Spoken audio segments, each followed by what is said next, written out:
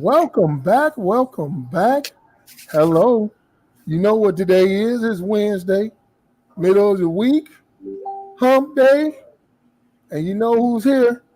Your favorite uncle and favorite cousin. We're here to get you over the hump. Mr. Who Loves Your Baby and Mr. Jody Skywalker. Welcome back, audience. How y'all doing? It's about to be unhinged tonight. Yo, how y'all doing? Welcome to your middle of your week therapy session. It's your boy, Mr. Skywalker. Y'all know I got my boy Uncle Pudge over here. Uncle Pudge, how you doing today, man? How is the day? The day was good today. Very good. It was kind of hot, but hey, not too hot. How Not about too your day? If I'm in Florida, brother, it's hot every day. I bet. I wish it was like that here. The winter's coming. Mm.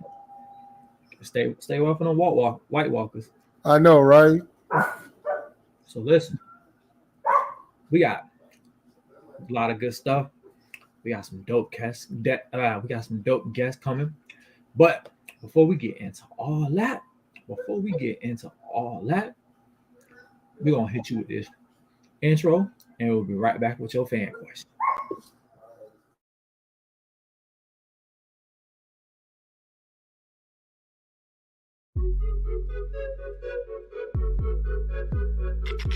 Oh, my baby daddy just got out of jail, and he mad because I'm dating you, so he want to fight you. And I was like, Florida. oh, okay. I'm not fighting that big ass I bohemian woke up and stuff, rolled me nigga. a split, then I dipped off on You them. know what, man? Gotta get moving on it, can't be waiting on She them when the with shit is on it. orgasm, so I got to get rid Blood of in it. my hands, So- and to just get sick in the plan, but You can't, I'ma be rinsing can't my put me hands. out there like I'm that, done with baby. these niggas that's saying they all She about messing it, with but my they talk my about success it. rate. Had to let it Niggas go. is thirsty, you bring up some money, they bring up another topic. I'm like, hey, bro, your bitch looked at me with some funny looking eyes. I don't know what that shit meant, but she looked at me. If you say you love don't that fall person, to that whole free and that person don't is call your friend, moving on. Whatever's waiting. then you gotta do the tough thing. You gotta make them aware. You know, yeah, Christopher does sound salty. I told you in the beginning, I'm that shit.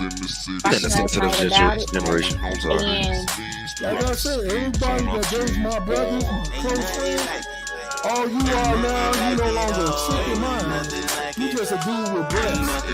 Really cool dude with breasts. That's it. Ain't nothing like it, oh, ain't nothing like it, ain't nothing like it. Last year we made 20 bands and spent 12 on bills.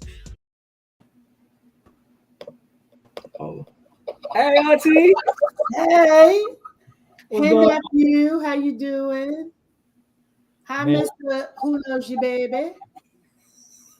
I absolutely love that. Listen, he got like 80 nicknames. He got Who Loves Your Baby. That's Uncle Pudge.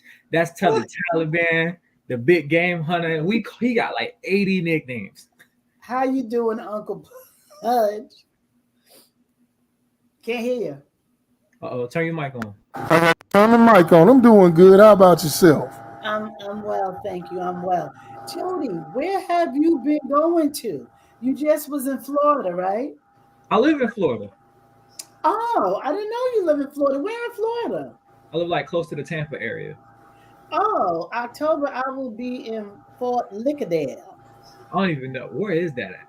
You don't know where Fort Lauderdale is? Oh, okay. Yeah, Brian. I'm like, it's Fort Lauderdale, boy. Oh no, they call it Fort Lauderdale. No, we call that Broward. That's that's Broward County. That's baby Miami. Right, Broward County. Yes, What you doing down in Broward County? I am going to be one of the keynote speakers at a women's empowerment program. Oh, okay. Look at Yeah. doing big things. I did not know you were in Florida. I thought you was here in New York or either New Jersey. You I don't would sound even like a Floridian. I wouldn't even do myself like that down up there in them parts of the world. What? No, I can't deal with that cold. No, sir.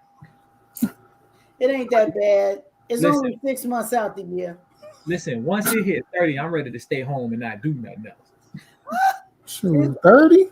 It's I wish only it- 6 months. Wish it was hit 30 here. That's like a heat wave. Y'all Well, can't. where are you, Uncle Pudge? Chicago. Oh yeah, y'all minus 13 in the summer. Ah, shoot. Minus 30 in the winter. It's horrible. I be seeing some of his posts and all that snow. I be like, ain't no way in hell. Wow. Well, before we jump into our fan question, Auntie Yvonne, let the people know who you are and let them know about your podcast. Okay, hello everyone. I'm Yvonne, the motivator man from Determined Women of Destiny, season 6. She's a Force begins October 2nd at 3 p.m. on YouTube. It's amazing women doing amazing things. And if you're one of those amazing women, you need to hit me up at Determined Women Destiny at Gmail. Let me know all about you and maybe you could be on the show. All right, we love to see it.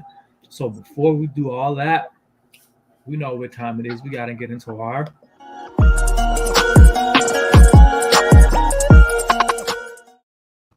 gotta hop into our lovely fan question. So, fan question of the day. Somebody asks, why does a woman's body count matter so much to a man? You waiting for me? I was just gonna want to let y'all tackle it first. Well, it's like, why is a woman's body count so important to a man? I can answer a question with a question. See, guys don't want a woman that has been serviced a lot, but they're the one that's servicing those women. So we're supposed to get an over-tracked vehicle, but yet you want to drive off the lot with a brand new one. Think about that. You want a car that has less than 30,000 miles, but yet you want to give us a car that has 150. Damn. Okay. See, I'll tell you. I'm auntie. I'm older, so I don't know what. Hey, girl. See, we got the younger generation now, so she can tell you. But she jumped in because she was the one who proposed. Listen, I don't want a hoe. I'm sorry, I'm not a hoe, so I don't want a hoe. I don't want to know that you've been with every woman that we see when we walk in through the mall. Because then they're looking at me crazy like, girl, what you doing with him? You know, all of us had him. And it's just like a woman. Like, you go to the club and they're like, yo, that's your girl? Yeah, that's my girl. She fine. She fine, but all of us right here, we done had sister. And you're like, get out of here. And they're like, no, we all had her. She's that girl. She's block property. Damn. Not block property. So, okay. Yeah, block property. I'm going to give you my take. Okay. And as shallow as this might sound. Oh, Lord. I know, right? As shallow as this might sound. Yodi and his shallowness. The reason why the body count matters to us men is because don't no nigga want to be in last place. Okay? Understand something, ladies. If we having sex on a consistent basis, my aim is to be the number, at least top 3 on your sex list. Okay. And it's easy to be top 3 when she only got 5. It's easy to be top 3 when she only got 4. It's hard to be top 3 when she got like 20. You know what I'm saying? The more dudes, the more competition. So I don't want you to be with me giving me a C+ when, you know what I'm saying, Rodney from around the block getting an A-. You know what I'm saying? I don't want to be that dude. No dude wants to be on the bottom of your list. I'm not smashing you to be all right. I'm trying to be great. So the more dudes, the less chances I have of being great. So when you're like, I've only been with like 2 or 3 or 4 dudes, that's great for me. That means my chances of standing out are gonna be way up there. Cause ain't nothing better, right? Let me hear me out. I give you the perfect crazy scenario. Ain't nothing better than when you've been dealing with a chick that spent her 20s in a relationship, right? So she only been with like 2 or 3 dudes. So now you coming in and 4. Oh man, that's the best feeling in the world. Cause like now I can do some tricks, now I can do some stuff, and it's like, yes, coming in good. So for me personally, don't no dude want to be on that bottom of that list. So it's like I'm not. I don't want to be bottom of that list. And like you said, I don't want to be showing off my chick, and then my homeboys be looking like, oh, that's your girl. I'm like, oh, correct. But that's horrible. That's horrible. Well, we feel the same way. Because think about it, listen, I'm a chick of a certain age. So he's possibly could have gone through quite a few women. I don't want to have to live up to what he's had, because, every woman may think this and they have a right to. I'm a different type of chick, so here it is. You've been doing this and this and this with all those other women, and I don't want that. I don't, that's not what I do. And then you look at me like something's wrong with me because that's not what I like. I'll go back to survivor's remorse. And here she is with her man, and they're like, you better take that booty to the mouth. And she's like, okay. And she goes to do that. He's like, hey, what you doing? What's going on? She said, well, the other girls told me I had to do that to keep you. He's like, no. But you see, those girls thought that because that's what they did. And this is what comes into play when you're with people that have had a lot of experiences, because just quote unquote regular sex ain't good enough. Teddy Pendergrass said it best. When you have all this money to have someone sexually any way you want them, a missionary, it don't get it for you no more. So I agree with you, Jody, what you're saying about how men feel about women, but I want you to know women feel that way about guys too. We want to be the one not only to rock your world in the bed, more so we want to be the one that cracked that heart open and not only got to your heart, but got to your spirit. We want to be in your DNA. Wait, so y'all be out here calling us hoes? So I didn't know y'all was out here calling us that. Wait a minute. Of course. Yeah, hoes? Listen, y'all are some garden tools, baby. You hear my chest hair. Listen, there's some guys my age that when I walk past them, I'm like, because their sexual prowessness, which they think is like this wonderful badge of honor, really makes me sick. Because listen, I just turned 61 in July. And if you are from 55 to my age, 61, and you still hopping from bed to bed to bed because you're trying to be the man, you have missed the whole concept of life. You have, Jody, I get it. You're young. You're experimenting. You feeling your wild oats. Okay? But when you get a certain age, that ain't cute.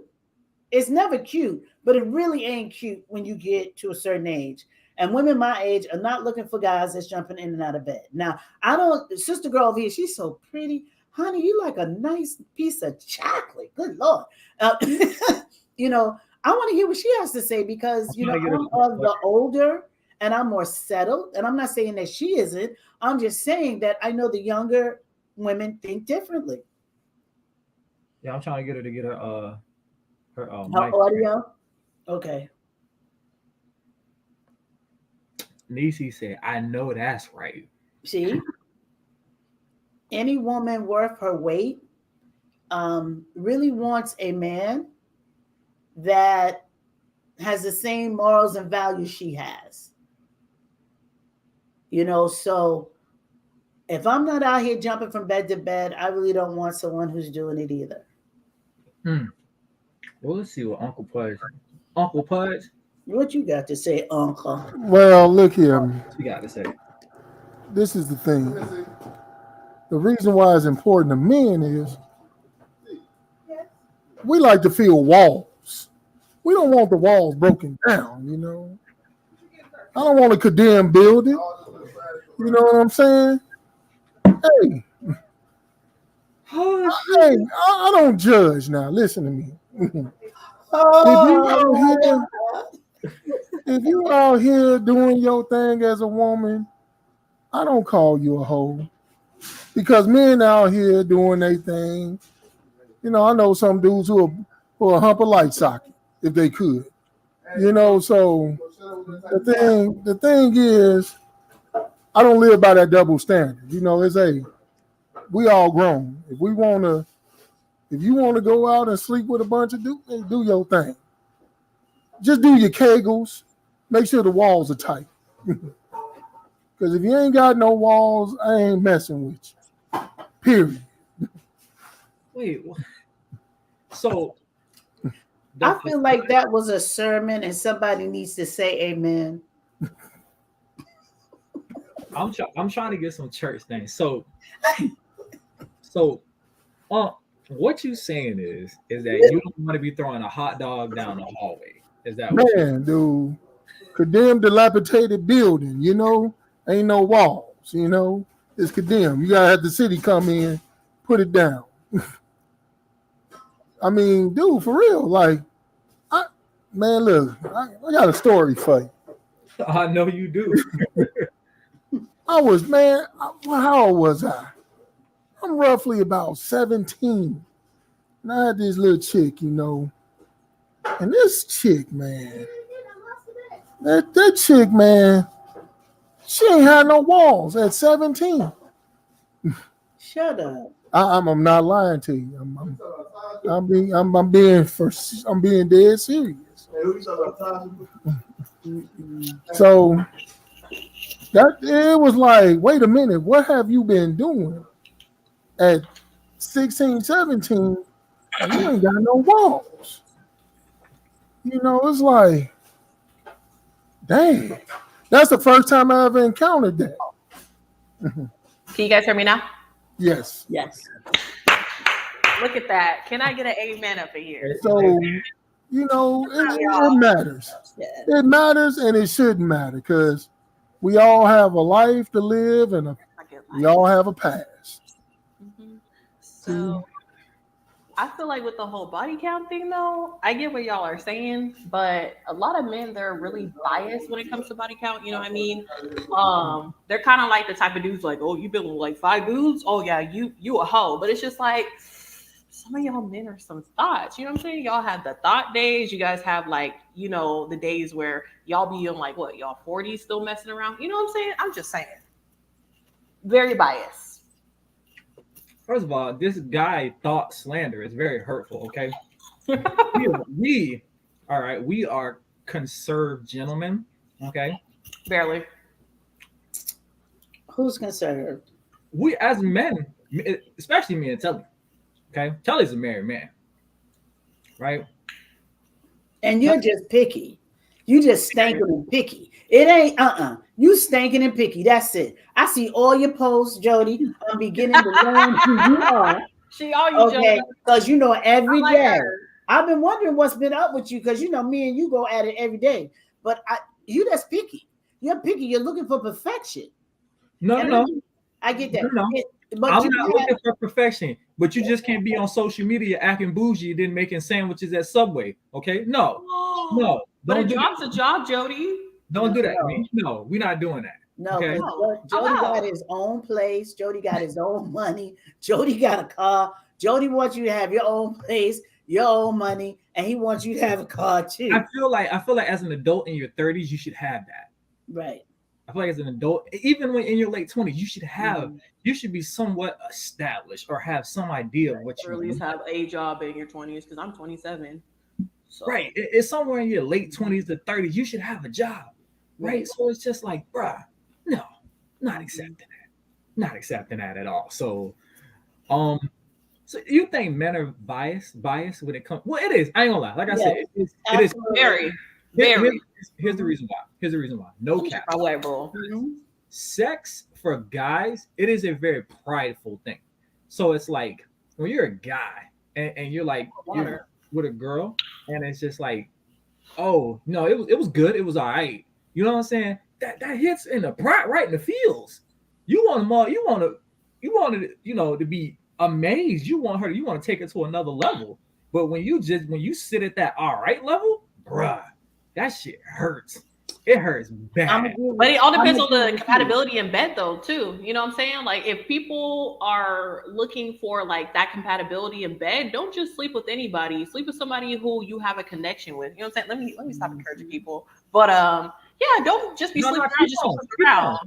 No. I was getting ready to piggyback off of that, and I'm gonna give you a clue in, Jody. Men are so busy killing their backs. Do you know? Stroking. Do you know that is only 5% of sex? 95% of sex is right up.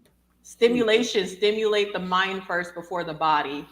If you got that girl at hello, you can blow on her. She'll be like, oh, it's the best thing I ever had. It's just win. But it was because of you. But y'all in there talking about somebody said you made I got to beat it up. I got to beat it up. I'm gonna kill it. Like kill what? For what? Is Jody over there taking notes? For what? So you can I got my Hello Black Man book, so now I'm over. You got me over there taking notes. No, yeah. I'm just gonna let you guys know. All that huffing, that puffing, that sweating, that crazy stuff.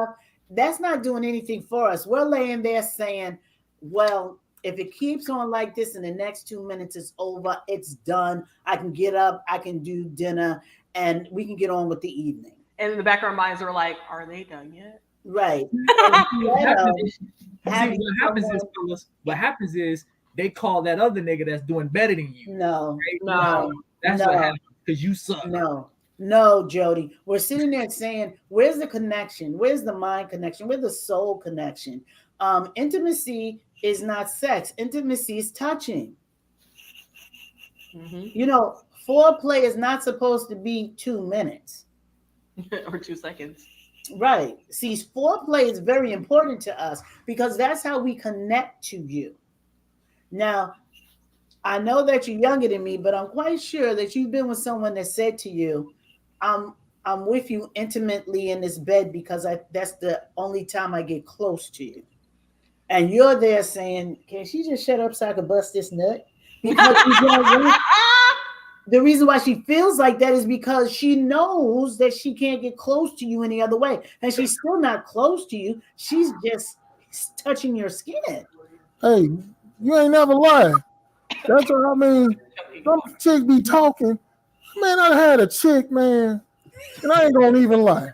It just blew my mind. I had to she came out from North Carolina. Okay. And she was, me and her was getting into it, And we grown, so I'm gonna say some words, but she started talking about, you want this?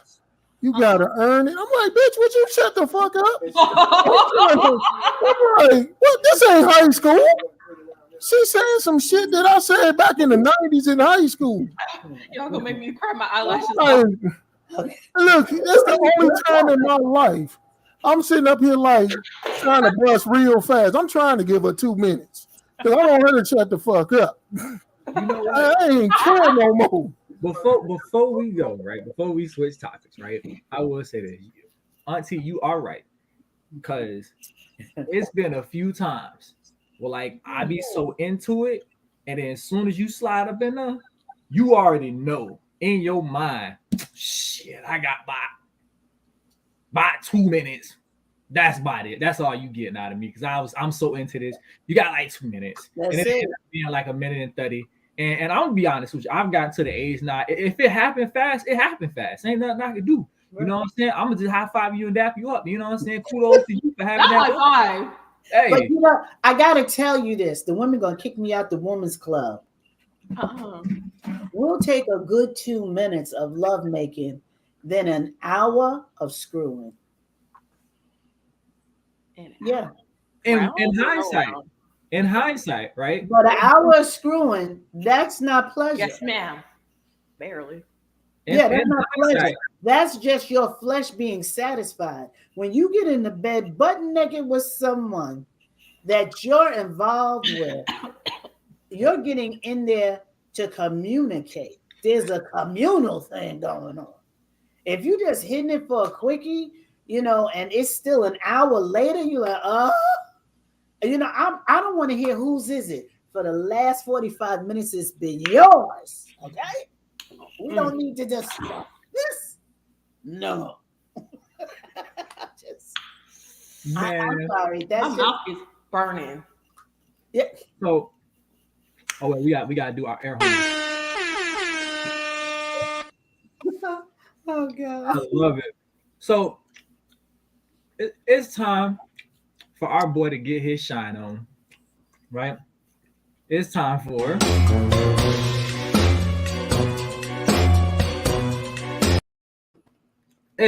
corner time with Uncle Pudge. And this week, ladies and gentlemen, we have one of my least favorite people in this world, Mr. Dumbass Antonio Brown. Goodness gracious. Quote, my biggest regret in my career doesn't involve calling a GM a cracker or showing up to the Raiders camp late in a hot air balloon with frozen feet or throwing rocks at the UPS driver. It definitely doesn't involve taking my shirt off and doing victory laps around a Jet Stadium mid-game while throwing my up deuces.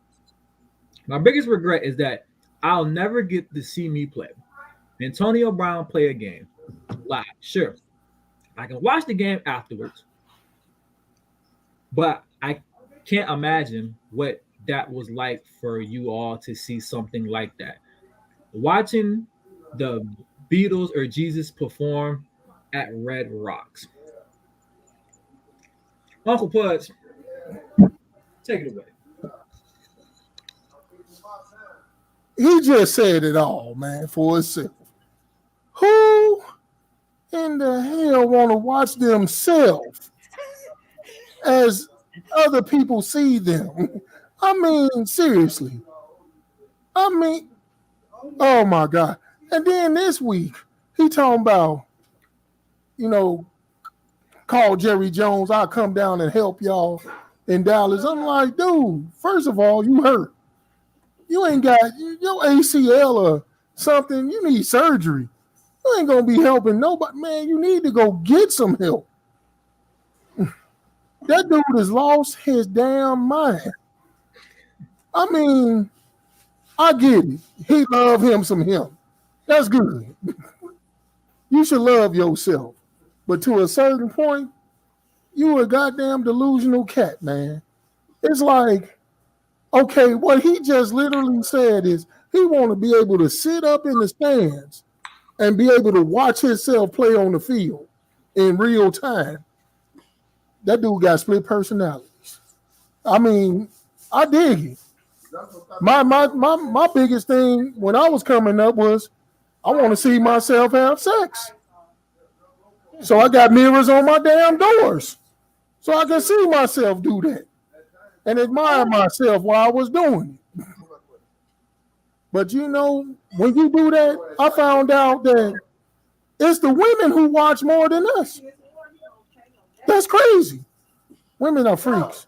I like that though. I like that though. I like that though. I like that. Antonio Brown is the nigga that masturbates in the mirror. Like he is that self-centered. Whoa. No, I ain't saying nothing about that. I'm gonna tell you exactly what's up with Antonio Brown. Antonio Brown's self-esteem is so far in the toilet that when you flush it, it goes straight to the sewer. It don't even stop in the pipeline. Damn. The reason why his self-esteem is so broken and his spirit is so brittle is because nobody says anything like that if they're okay with who they are. If they're okay with the status of where they're at in life and what they're doing, people don't do that. Antonio Brown's self-esteem is totally ripped apart. He knows that he is nothing more than something on the bottom of somebody's shoe they have been trying to get rid of and they can't. So they got to deal with it until they get to a place where they can just scrape it off. They're mad it's there. Antonio Brown is not even 1/4 of anything that he thinks he is. Yeah, he's He's at a point where he's just delusional, and I'm at a place where it's just like, yeah, well, your mental health, but I think he's just an idiot. Mental health issues, yes. It's self-esteem, self-confidence, totally in the toilet. I that's where I'm at with it. Mm-hmm. So Uncle Pudge, you done with the ass hat brown? No, that dude crazy, man. I don't know if it's mental health. It's something mental. I don't know. He just might have, I don't know. They say money turn you crazy. He got too much money. So He was crazy before he made that first dollar. they say money turns you to who you really are. Because when he didn't have the money, he was cool. Soon as he got paid by Pittsburgh, man went off the rails. Soon as he was on the cover of Madden, that's really went off the rails. So, hey, Antonio Brown this week, go sit your ass in the corner. Please. I love it. So it's my personal favorite time of the week.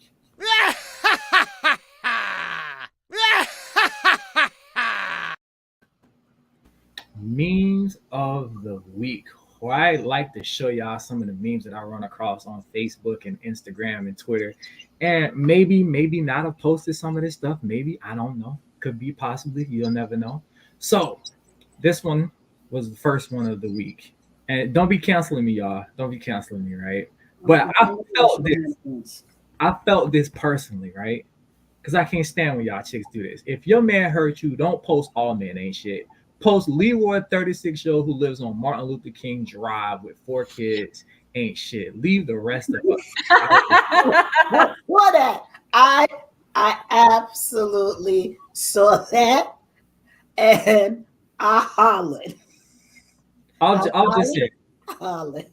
leave the rest of us out of this. Don't be telling me I ain't shit because he hurt you. Maybe she's talking about her side dude. Maybe she's talking about he ain't shit, her second boyfriend ain't shit, her third boyfriend ain't shit. Hell, his friend ain't shit. But just put this one dude ain't shit. Don't be putting all of us. I ain't even do nothing. I'm just here for season 6 of episode 13 of your crazy ass social media life. Okay, I'm just here for the seasons. Don't do me. Don't tell me I ain't shit and I ain't hurt you. Well, you really ain't gonna like that song. Doja Cat ain't shit. You gonna be real hurt if you hear that. It's hotter than a KKK member with a mixed grandbaby out here today. I did not see that one. That is good. That's good. It is hot as hell out here. I posted this one and I thought this was funny. He got a podcast, yes. I see that. Like, yes, he does. He does have a podcast. I saw that. Hey, and make sure you like, share, and subscribe on all social platforms, baby. We are live every Wednesday and Saturday. Make sure you come hang out. And Sundays too, by the way. Sunday night. You know what I'm saying? I be hanging out. You praise the Lord on Sunday night. Yeah. Hey, no, I'm hanging out with my girl Sade Sunday. So make sure you come through hang out Sunday. Period. After you praise the Lord, come check me out, y'all. Girlfriend saying faster, me trying my best so she won't leave me for a black guy. Wow. Okay. Oh, send me that shit. I'm gonna post that to my Snapchat. See, you're trying to upset somebody petty. I can't even do it because the church folks will get me. This one, church folks. This one right here is for the ladies. I seen this one and I was like, ladies are gonna love this because I'm pretty sure y'all can relate to this one. Booked my hair appointment a while ago and hit my stylist to confirm, and all of a sudden there's a death in the family. That's right. It'd be like that. Because I done took my hair out, especially when I was wearing weaves. I done took my hair out. It's standing on top of my head. You talking about, oh, I can't do your hair today. Oh, yes, you are. Yes, ma'am. That person is dead. They're not going nowhere. Me, I have an event. Hey, what you saying is either that mortician gonna do my hair or their hair. They're gonna do something. I did nails for many years. I had a mobile nail business. Every time I went on vacation, I lost customers because they were like, "You went on vacation? Oh, that's why I went to so and so." I couldn't even go on vacation. Oh no. So no, women do not understand that. When I need it done, I mean, it was a snowstorm one time, and someone who had never ever come to me for a nail appointment, I get a phone call, bring, bring. I'm like, hello, hi Yvonne, how you doing? I'm like, hey girl, how are you? She's like, you still doing nails? I said, I am. She asked for the prices, I gave it to her, and she says, oh, okay. I said, all right, you want to make your appointment? She says, not right now. Oh, as a matter of fact, do you have any appointments today? I said, in a snowstorm. You was priority. We have 4 inches already. The snow has not stopped yet. Oh, I was just wondering if you were going out. Absolutely not. Are you going out? Because if you're going out, you could always come over here. Because I got my stuff. And she was like, no, it's too bad for me to go out. Oh, so she wanted you to go out. Yes. Oh, she tried. Yes. She said you got insurance. You good. And then, anybody that came to me, she was like, well, I tried to get an appointment with her and she's just not professional. No, heifer. You tried to get an appointment in a snowstorm. That's why you got to learn how to do your own. Learn how to do your own. Unnatural. We don't do that. We don't do that. We don't do that. For the city boys, I was like, this one right here. And it may not be me. It might be me. I cannot confirm or deny these allegations, but I've been in this situation before. Says when she texts you, have a nice life like she done, then wake up to 5 paragraphs in the morning. That's right. That's right. That's facts. That's facts. I will hang up on you. Oh, really? Click. Think about it. But see, the problem is though, and text something. The problem is though, there we wake up. You know what? I'm done with this. Blah blah blah. I'm just sitting back. I'm like, all right, I got your ass. I'm gonna wait till about later on in the night when I know she's asleep, and be like, you know what? It's cool, because obviously I told you I was a work in progress, and you still leaving, and so that means to me you never gave a damn in the first place. I'm not some experiment for you to toy with. I'm a person trying to better their life, and then that's it. Hey, guilt on them, huh? You gonna deal with the guilt trip? And then I wake up in the morning with 5 paragraphs. Oh, but it works though. It works. It works. I didn't mean to blow up your phone. I blow up the phone. I ain't got time for that. Yeah. Yep. If you block my number, you go get a 352 number, 354 475. Hey, but you know what though? Yep. As soon as I see them phone number up my phone, the first thing on my mind is be like, gotcha, bitch. That's exactly what I'm like. No. Well, the truth of the matter is, women don't realize that every time you say, okay, we done, I'm finished, he done. Even though y'all come back together, the first time you said it, he was done. He's just coming back because he ain't got nothing else to do.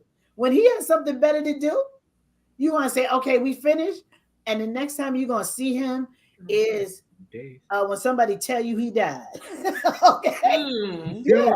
We're the only ones that go back and forth. Guys don't do that. Oh, Lord. They don't do it. Y'all ruthless with these hair appointments. Niecy said the funeral ain't that day, she can still show up. Oh, Lord, Niecy, if you don't speak, Niecy. If you don't speak that's right. I hate it here. Mm-hmm.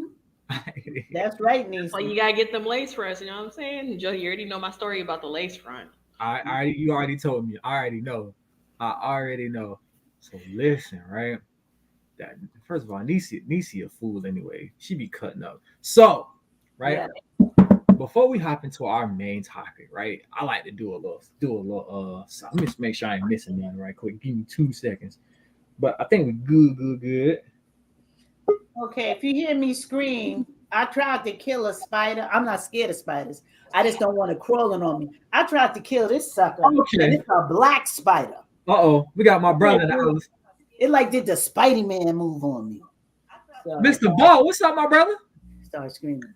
What up, fam? So Hey, listen, right? Maurice. I want to do a little side note, right? Because somebody brought this to my attention, and we everybody's parents in the house, you know what I'm saying, except me. But I'm like a uncle, dad, so I be feeling it too. So,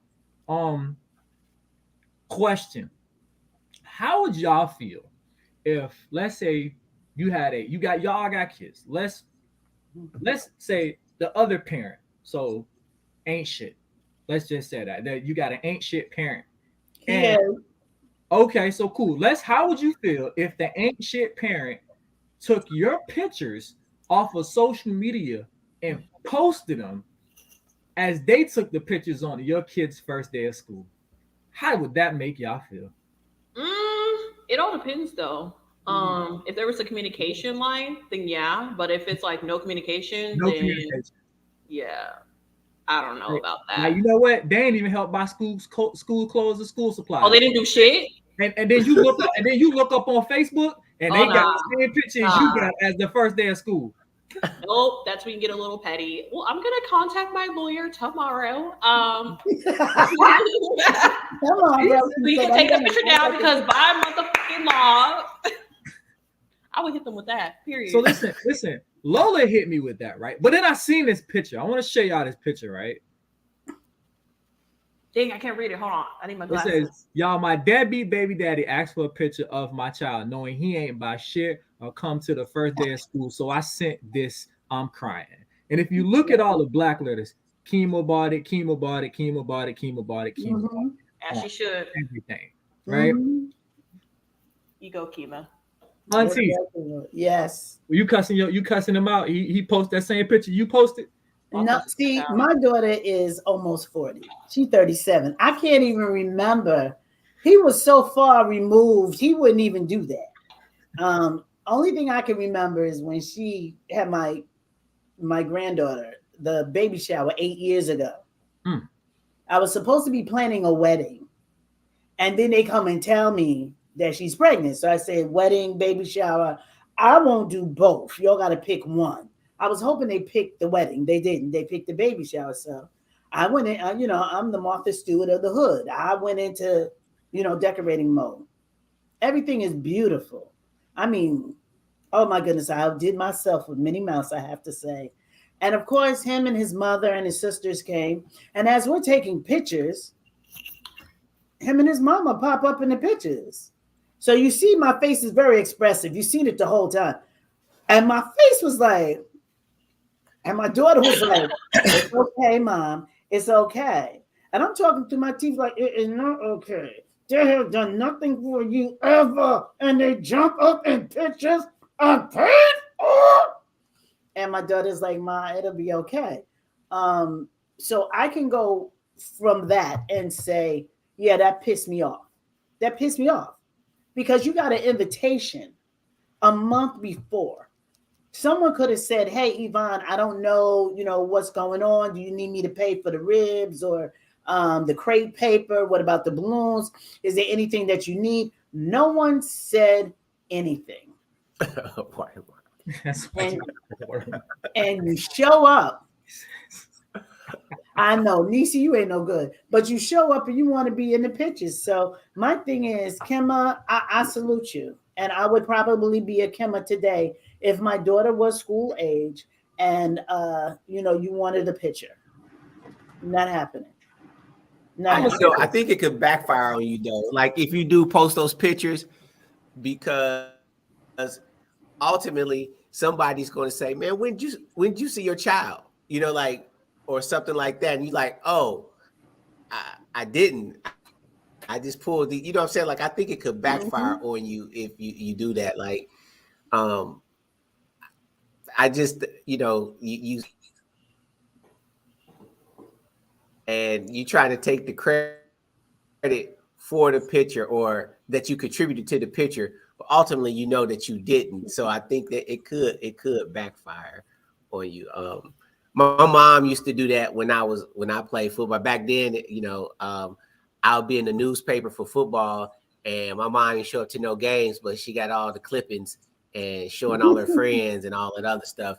Like, I'm like, but you ain't been to one game. Like I don't see you in the stands, but you got all the paper clippers. But I think at some point you just let it ride. Like I personally, if that was me, I would say nothing. I'd just be like, whatever.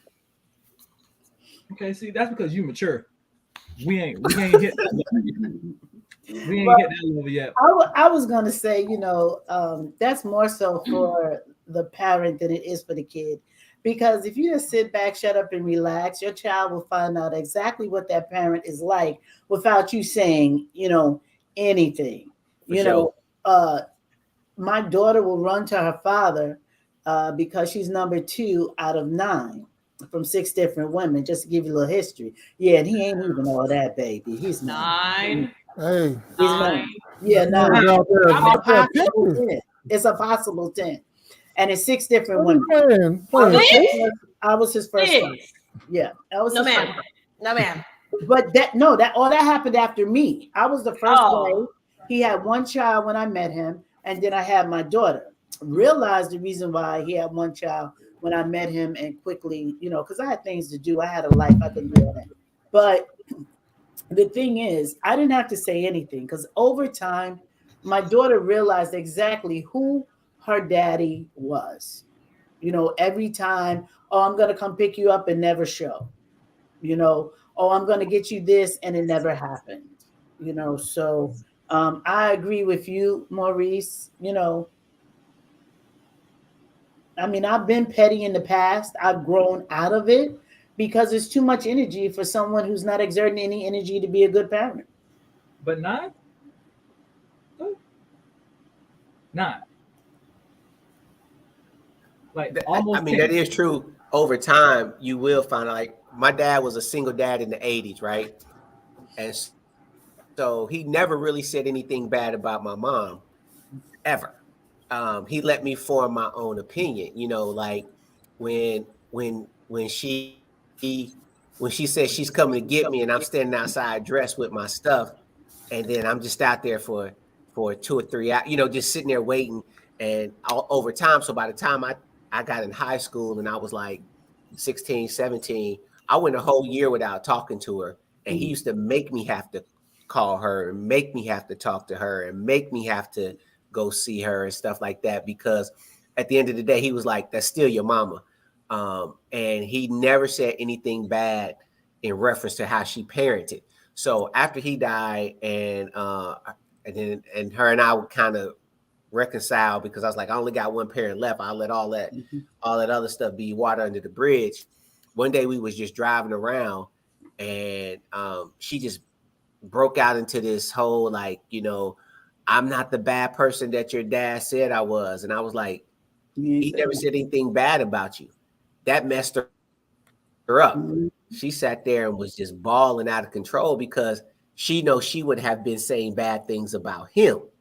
And before he got custody of me, and she was, you know what I'm saying? Like she was that mom that wouldn't let him see me. She was I used to have to be in the neighborhood. He had to walk 2 or 3 blocks over. He had to swoop by and pick me up and then drop me off 2 or 3 blocks. So she used to be that person that may paint him out to be this bad dude, but he never said anything bad about her. I came to my own realization that she was whack. But then over time, after he died, then it was like, I can't hold no grudge against her. I finally realized that as I got older, especially in my late 20s and things like that she didn't love me how I wanted her to love me. She loved me the best way she knew how. And so ultimately we ended up having a great relationship before she died. So kids will figure that stuff out over time. I want to know, where do you live, and do they have guys like 57 to 62 like you?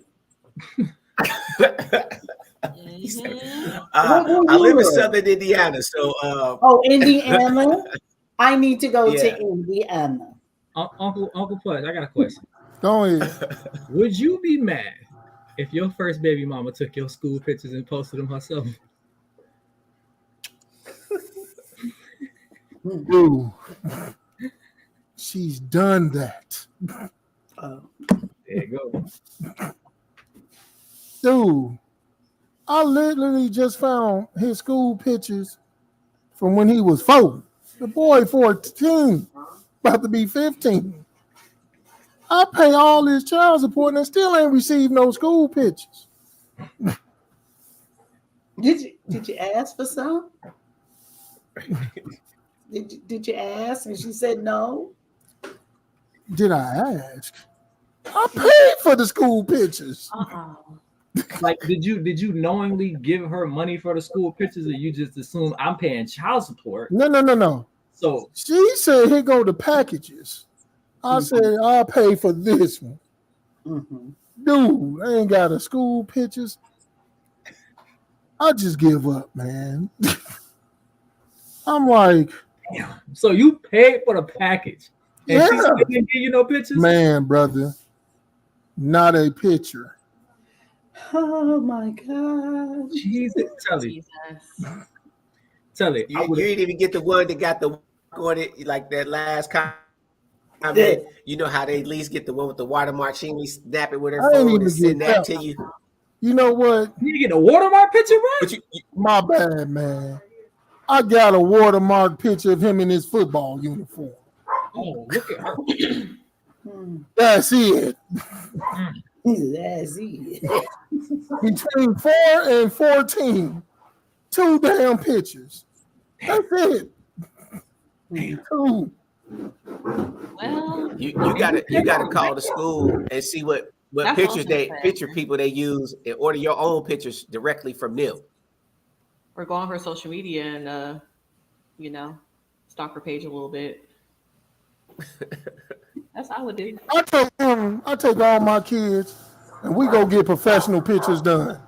That's what we do. There you go. Every time the picture people in town, I get us all dressed up and we go take pictures. There you go. And you know what I do? I give the moms copies. Here you go. Oh, they kid. Because why not? 2 wrongs don't make a right. I'm like, but it make you feel good though. I know, right? It does make me feel good, but I just see like, here go your kid, here go your kid, here go your kid. There you go. You're welcome. He got 3 sets. Yours, and yours. Yeah. All of mine, but here's your pictures. Right. I got 3 different baby mamas, so I got, I make sure everybody get their pictures because, hey, it's their kids too. They love their children. I love them. Hey, I've always said I never wanted my kids to be put in a position where they feel like they have to choose between the parents. Because I'm like, that's a hard choice for a kid. My kids love me, they love their moms. I never speak badly about the 2 out of 3. Ever. 2 out of 3. But there's one. There's one that acts right. Listen. We're not gonna get him started. Don't start. Please don't. Let's just say he want her to catch COVID and get hit by a bus, okay? So we're not gonna see. Let's see. Whose dog is that? I'm sorry. Whose dog is that? Pudge, that's your dog? That's it. That's his attack dog. He sounds like he's 150 pounds. You better go feed him. You're hungry. Oh, that's the one. She's all right. My favorite person. Unmute your mic. I got a question. I'm here. What's it? So would you be upset if your ex-husband took the pictures that you posted off of social media and posted it on his as if he took the pictures? So what's really funny about this is last year for my daughter's awards program, I always send him pictures when I do stuff. And our oldest son lives with him, but I often go down to things that he doesn't attend. So like if I go, I'll send him pictures of stuff. And so I sent him some pictures from the awards day and I opened up my Facebook and the picture was on Facebook before I ever posted it. And I was like, I'm looking at the picture like, who the hell posted this picture on social media? Like, what the fuck? And so I'm like, dude, and he like got this big old caption about how proud he is. Not the Me, caption. yo, it is funny AF. You was ready to pull up, bro. I didn't even say nothing. Then his old lady all in the comments talking about you such a great dad and his family talking. I'm like, this dude wasn't even there. But it's all good because, like as Marie said, kids formulate their own opinions. You never have to speak a word of negativity on somebody. Like they know, they automatically know who's there, who's pulling up, who's ride or die for them. So it don't bother me at all. Cause like my daughter even came and she was like, "How did Dad get this picture of me?"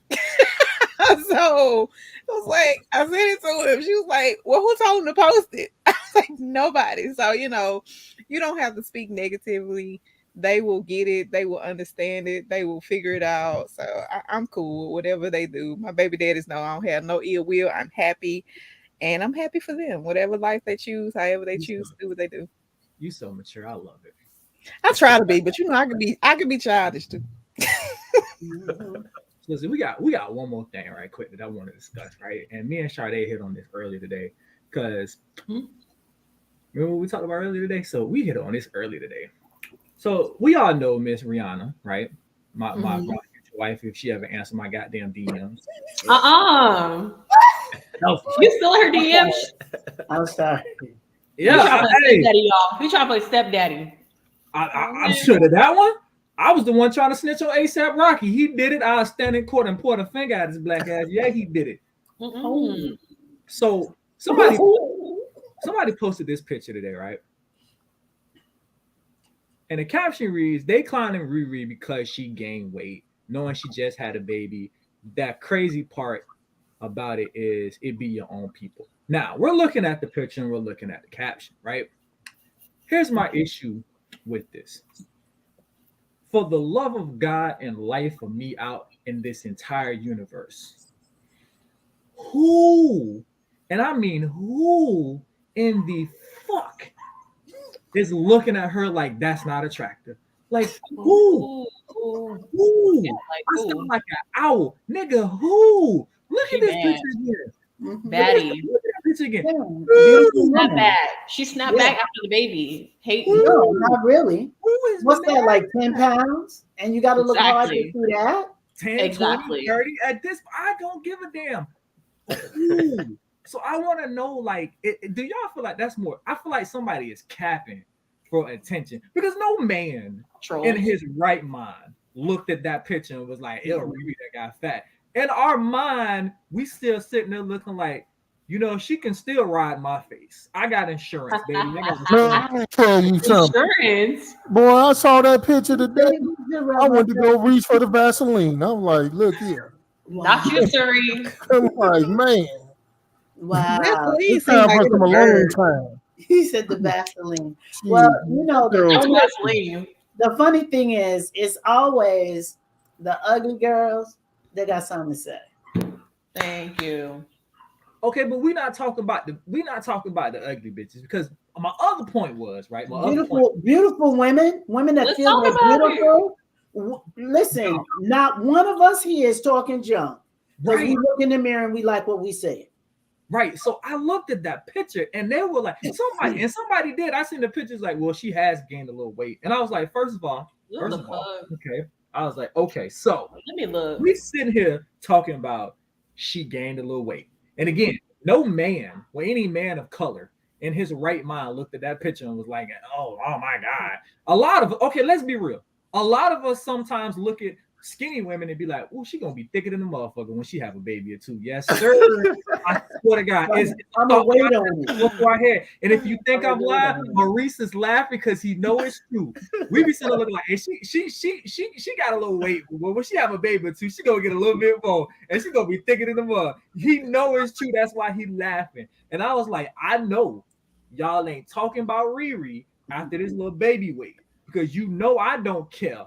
about cancel culture, because I will talk. Y'all better not say shit about Riri, and you stay hyping up Lizzo big ass. So don't you talk about Riri, because you know I don't give a damn about talking about Lizzo. Don't be talking about the big girls. Don't do that. I'm not talking about the big girls. I'm talking about Lizzo. I don't like her ass. Don't It's do just that. Lizzo, right? Everybody else cool with me. It's just Lizzo that be pissing me off. So don't be talking about Riri. Lizzo and her long ass crack, bro. Don't get me started on Lizzo.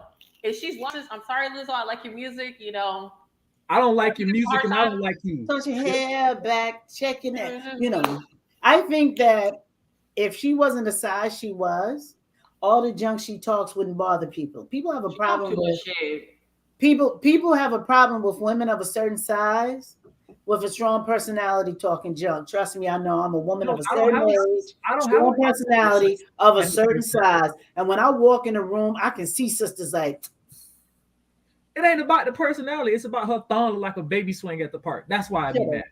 Let's get back to Riri. Let's get back. Wait, what? Let's swing a baby swing at the park.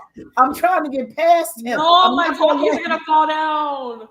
Okay, we going back to Riri because I know Jody about to go in. I ain't gonna let him go in on my fat sisters. I ain't gonna do that. But it's just Lizzo. Just stop it. Now, remember you said, I looked at that picture and I was like, nobody in their right mind would think there's anything wrong with this picture. But then you looked at it again and you said, oh, well, she did gain some weight. See, that's what social media does.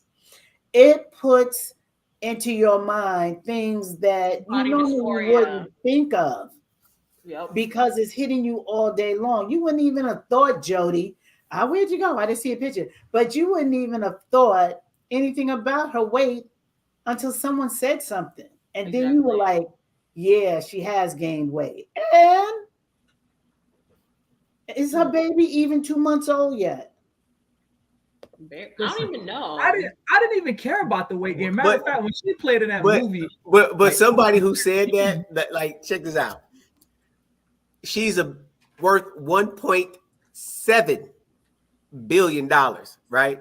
Mm-hmm. That weight could be gone in the next 45 days, literally, if she wanted it to. Yeah. She don't have to go to work. She don't have to leave her crib. Mm-mm. She could, you know what I'm saying? So it doesn't even matter. You know, she put on 10 pounds, 15 pounds. She has the resources to be able to get in whatever size she wants to be comfortable in and walk around with her trainer in back of her. You know what I'm saying? And her cook in her kitchen. Right. Anytime she wanted to change that weight, but you know how, but you know how we are in our culture, though. Yeah, we are. Saying the people in our culture too. I'm reading the comments. One comment says weight could be lost. It's not a big deal for her right now. I click on his page. He looks like he's like Spanish and white or something like that. My apologies, but yeah. Nobody get jammed by his opinion. He just looks like a fucking tool. Like weight could be lost. Like shut the fuck up, bro. Well, sorry, y'all. I was going to ask who wrote that. Of course, was a female. It was a male. Oh, it was a male. It was a male. And I was going to say, what did they look like? And you proved my point. He looks like a tool. He looks like a tool. I'm just saying, I don't feel like anybody was looking at Riri with the weight that she's gaining and was like, oh, she need to lose weight. Like, I'm sitting there looking like, I love it. I don't care. Yeah. Like, listen, a lot of us dudes, realistically, ladies, a lot of us dudes don't care about a little stomach, a little food, but we don't care. That shit don't bother us, none. It happens. You done had a couple of my kids. I ain't tripping off that. Girl, I'll lick your stretch marks. I don't give a damn. Come here, you little tiger. Rawr. Like, I don't be caring. We really don't care. What? We really don't care, bro. Like, we really don't care. We don't care about a little peach fuzz. Like, girl, I used to eat Starburst with the wrappers on them when I was a kid. I don't care about it. We don't care. We really it's the little tiger that got me, not the peach fuzz. Exactly. Wow, the Tony the tiger. Yo, you remind me of one of those emo kids in high school that did the RAR. You know what I'm talking about, right? Stop it. Stop it. Oh, God. So we hitting up our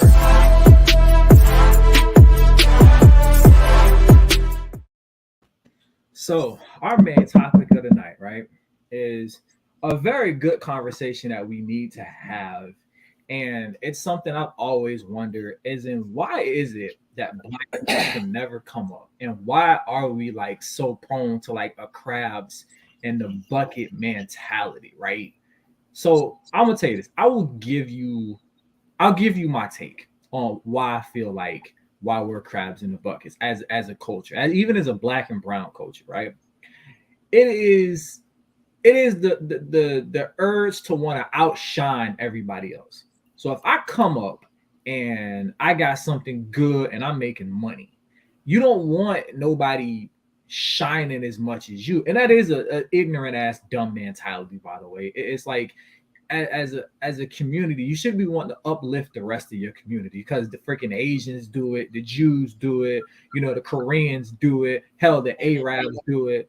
What I'm saying? The Spanish people do it. Every other community will literally help their brothers come up. Whereas the black community as a whole, we literally will find a way to have success and money and not share it because we want to be the only person in our area. We want to be the shining the most. And I believe, to me, that's one of the reasons, because we don't really, as black people, a lot of black people, they don't think about their community. And I think that's one of the other biggest reasons, is because black people are not community driven.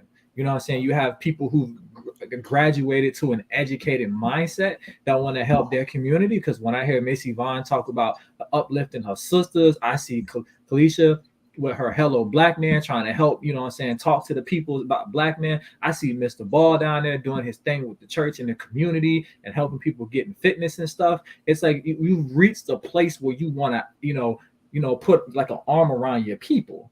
But you have people who haven't reached that space yet, and they don't want anybody else to be better than them. And it's a very shitty mindset. And I'll give you a small example. And it's something that I noticed when I first got my apartment. I lived in the hood, and one day the trash compactor broke, and it looked like a fucking tornado at that trash compactor, right? And when the people finally came and put the trash compactor back, like after the day, I seen the maintenance people out there working like all day trying to get up all the trash, right? Now, when I got a little older and got a little money and got myself established, I moved to a nice Caucasian neighborhood, right? And I noticed when the trash compactor went down, right? The white people left their trash. They made sure to leave their trash in a nice, neat little pile, right? And right by the compactor. But on top of that, when the people brought the compactor back, those same white people walked their ass back to that compactor and made sure they put their trash in that trash can. I've seen the white people in my white neighborhood literally walk around the apartment complex and pick up trash, right? Pull weeds out of the ground because they don't want their neighborhood looking like shit. Well, I've seen black people literally take these big ass boils of grease and just throw them outside their front door. So it's like we don't have any community that's like we're not community mindset at an age where we should be. It's always till we get older where we're like, oh, we need to think about the community. You know what I'm saying? Not everybody is community mindset. And I feel like for me personally, that's one of the reasons why like a lot of black people have this crabs in the bucket mindset. Well, if I'm not shining, ain't nobody shining. Or if I'm shining and I got it, I'm going to make sure that I don't tell the secret, because there's a lot of people out there with some type of success and you could share it, but you choose not to because you want it for yourself and you don't want to see nobody else shine. So I'm going to let's go around the circle, Missy Vaughn. Hear your take. You discussed Asians and you discussed white folks and you discussed Spanish folks, and all those people from beginning of time were trained to work together in a communal type state. Black folks, because I don't say African American. If you ever gone to Africa, you will see white folks that's African American. So I say I am black. Black folks from the beginning of time have been taught and pulled away from each other and have never come together. When you say crabs in a basket, who brought the basket? And who put us in there?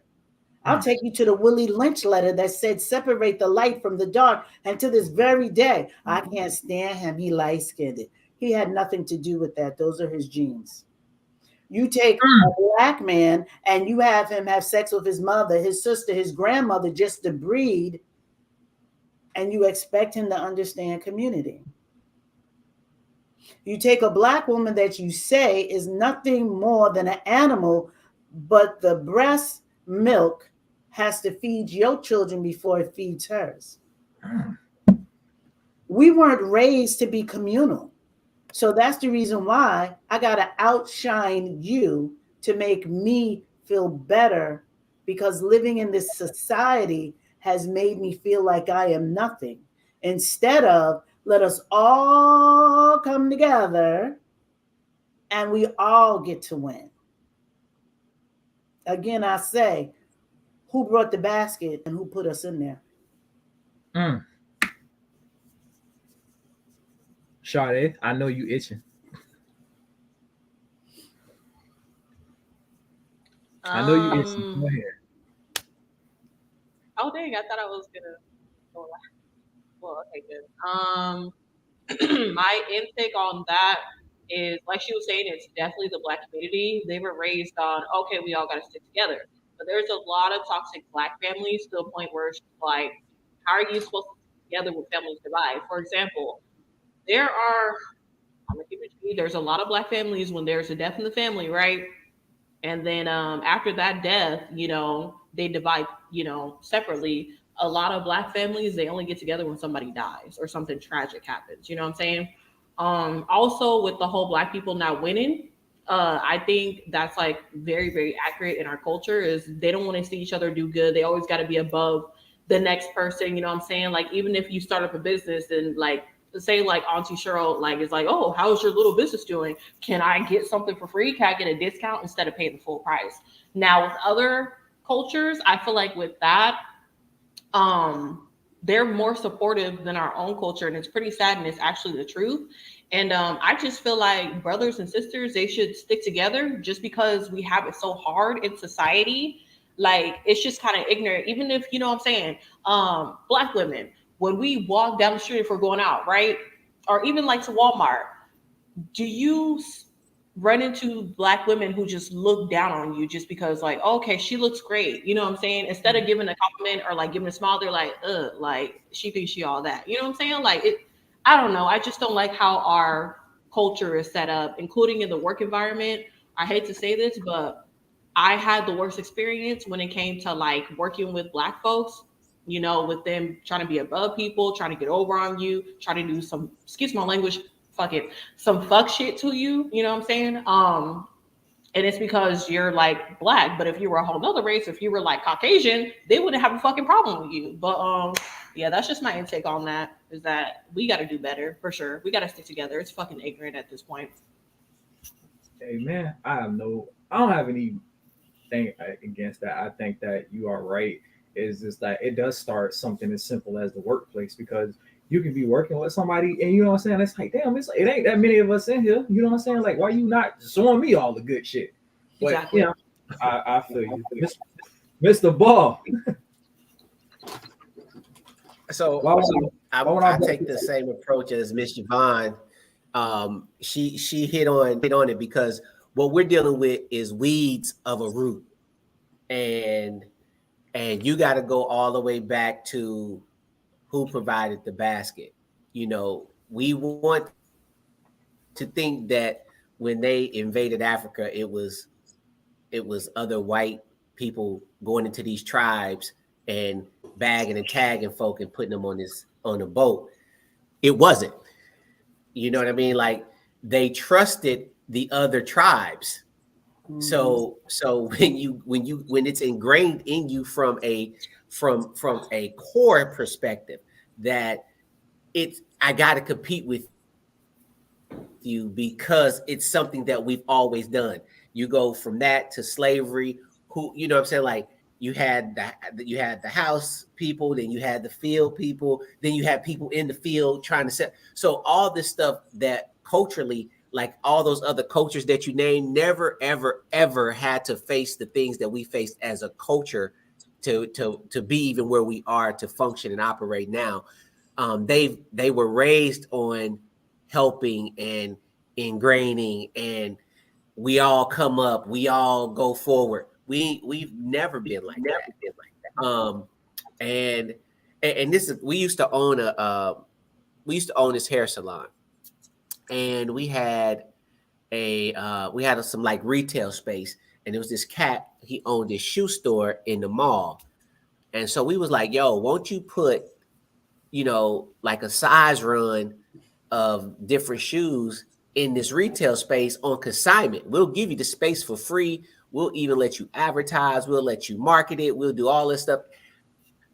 We got 100 women a week flowing through this hair salon. Why not get it? You know what his thing was? He said, "Y'all going to become competition to me." How? It's your shoes, your marketing. It's just our space. That's just the mentality that I don't want anybody competing with me in this word. But that goes way back.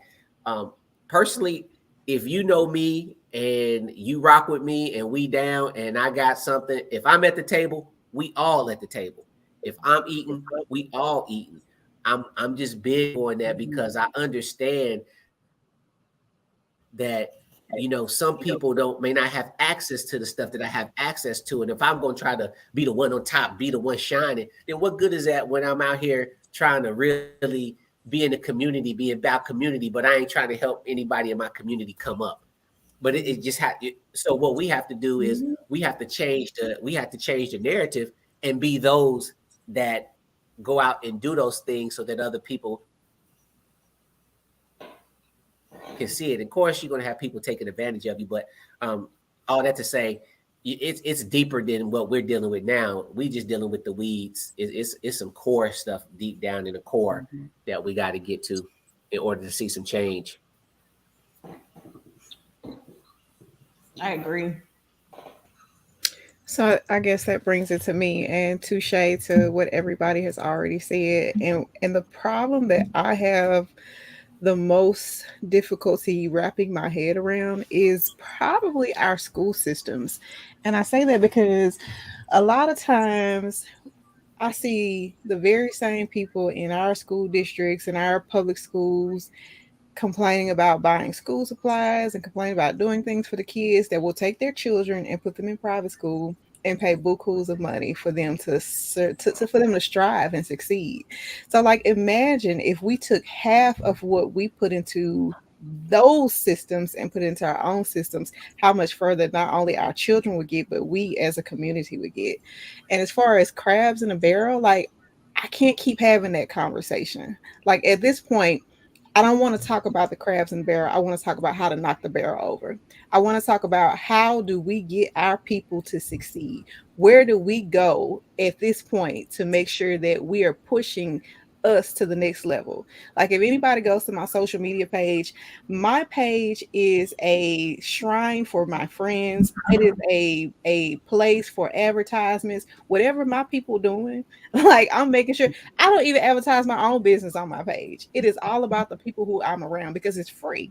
It's free marketing for those who are around me. And the fact that we're so hell bent on not pushing each other, like, we'll share violence, we'll share fights, we'll share celebrity beef. Like, but when it comes to sharing a post for our friends' podcast or their cookies or t-shirts, like, we gotta stop it. We gotta figure out why are we so Amen.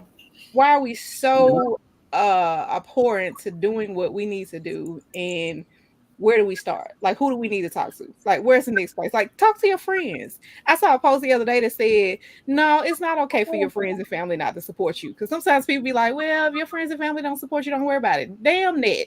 Let's talk about it. Why are y'all not supporting my business the way y'all supporting Louis Vuitton, the way y'all supporting Yves Saint Laurent and all these places? Let's have a conversation about it. Like, we gotta stop giving people passes. And if I'm not worthy of your support, then let's figure out how to get you out of my circle. Let's go ahead and move on to the next level and get to somebody who wants to support me, who wants to push me, because we got to work together. It is no excuse at this point in our lives that we're not working to push each other to the top. So that's my 2 cents on it. Boy, I tell you, my boy Chris says systematic self-hate. Yes, sir. Listen, I will be the first one, right, to tell you that I will shout out your podcast, your business. I have no problem posting your shit on my page. If you ever look at my page, it is always somebody's podcast. When Miss Yvonne does her lives, I always watch. I always throw some comments in there. You know what I'm saying? When Sade, when I like started talking to Sade, I got like her shit on my page. Like I'm gonna post it. When Kalisha, she does her live, I'm always on there showing love, right? She But loves. I would rather you not watch mine. No, matter of fact, right? The people on her podcast, I came on there for like 5 minutes last night, right? And spit some Jody, you know what I'm saying, some of Jody's perspective on there, right? And for 5 minutes, she's been getting phone calls and text messages all day talking about, hey, yo, when he coming back? It's only because I live in Mississippi, so he comes in here with this little Floridian accent, and people like, Don't do who that. is that? Why he sounds so Don't do that. intelligent? Girl, he is not intelligent. He just got an accent. Don't do that. Don't do that. They love me. I'm born in the accent. Don't be a hater. They love me, and that's all it is to it. But like, I'm gonna always share every and anything. If you post it, if I rock with it, I'm gonna share it because I have people. I've actually talked to people on other podcasts, and they were like, "Oh, if you want me to post your thing, blah blah blah, just cash at me this." And I was like, "Oh, bitch, I was gonna post your shit for free. The hell?" So it's like after that, it's just like that's what I'm talking about. When it's like that's kind of like a crabs in a bucket mentality. It's like, bro, you can't post my shit for free. Like I'd post yours. You know what I'm saying? Just like my boy Benji, I'm always post this stuff. You know what I'm saying? He sent me a flyer, I'm gonna post it. You know what I'm saying? I'm not posting his no more because I had too many. Girl, he looked good. Where can I find him at? I said, I don't know him. Don't do my boy Benji. Like don't do my boy Benji like that. And the same thing with Mr. Ball. Like when I'm with Boone and Brian and Doug, like I always post it on my page when I hop on that podcast on Sunday nights because it's like I'm just trying to make sure that everybody gets a fair shot. And even if you know what I'm saying, even if you only gain 1 or 2 followers, I feel like I'm happy that I can do you that solid by getting you 1 or 2 more followers. Even if I gain 1 or 2 more followers from being on all y'all podcasts, it's like I'm happy to gain those followers. It's just that exposure. It's just the fact that now somebody in Mississippi knows my face and knows who I am. You know what I'm saying? And they might tell somebody. You made me want to post my face more often now, Jody. Thank you. I've been trying. Thank to. you. Matter of fact, hey, where's the baby at? She with her dad in Portland. She with her dad. Okay. Yeah. Okay. But no, I don't post my face much on my like podcast platforms. I just don't. But now you the plug. All right, man. Hey, I try to be. We got a comment on Francesca's runway. Let's face it, most people who support you are not in your circle. That is so true. Mm-hmm. That is so true. Like honestly, supporters. Bro, real talk, the people that support you the most would be somebody you absolutely. That's why I love like that podcast group, and that's why I rock with all of y'all. Because 2 months ago I knew nobody on here but Pudge, and yet now I see y'all every day.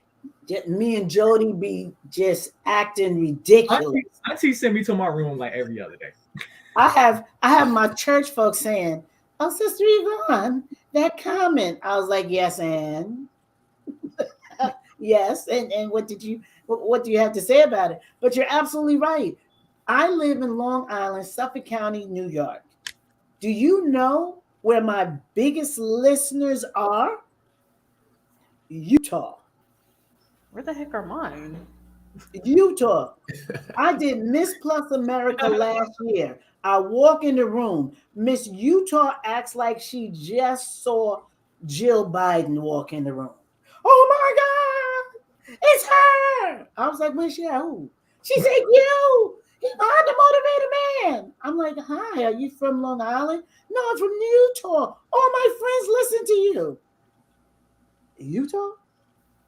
Is there black folks in Utah? I really don't care who listen, but it's two colleges. It's 2 colleges that I know of in Utah. So it's gotta be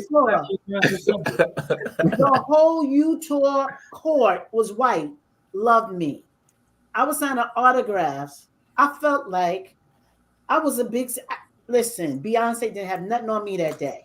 Okay. I want an autograph now.